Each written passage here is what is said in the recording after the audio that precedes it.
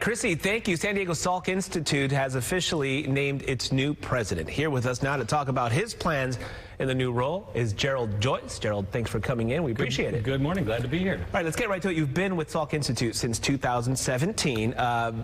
What made you want to be part of this institute, first of all, and quite frankly, like, how do you even get a job at a place like this? But what drew you there? You know, actually, I was born at the Salk Institute back in the 80s. So I was a graduate student at the Salk Institute back in the day, and then a postdoc.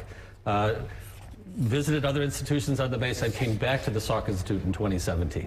You know, it's people know the name. People know that that's where we joke around here. That's where the smart people work. But really, what you guys do there is life-changing work for everyone. Can you just explain quickly what happens at the Salk Institute? What is the research? What are the innovations coming out of there? Yeah, thank you. So what we focus on is biological sciences, mostly biomedical sciences, but also plant sciences. Cancer, healthy aging, the immune system, and plant biology. Those are the pillars at the Salk Institute. If you could wrap up, you mentioned you were born, your phrasing, I like that. You were born in the 80s at the Salk Institute. In the last 5-6 years that you've been there, what have you done in terms of when they see, well, this guy's our president? I mean, you obviously were doing something special. How would you look back on your 5-6 years there? Thanks. Yeah, and I wasn't literally born there. I was scientifically born there. But metaphorically speaking. But the role of the president at the Salk is really to channel the intellect and energy and ideas of the faculty. So that's what I do, is to collectively, we define where are we going to go next scientifically.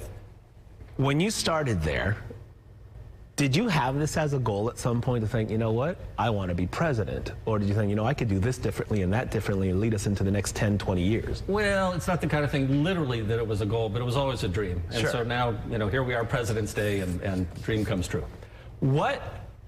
How do you lead so many intelligent people, for lack of a better term here? I mean, how do you lead them and guide them when so many people are coming in? They're obviously intelligent, brilliant minds. How do you kind of get all that and focus it to move into the same direction? Yeah, good question. It's more about herding than leading. They're brilliant individuals. We get the pick of the litter, the best scientists in the world. My goal is to give them the resources and turn them loose. The priorities for you, if I had to ask you, give me your top 3 priorities. I ask this of politicians when they get elected to office. What are your top 3 priorities? Number 1, cancer research, new approaches in cancer. Number 2, healthy aging, realizing everyone ages differently, individual aspect of aging. And number 3, using plants to help save our planet by bearing more carbon into soil.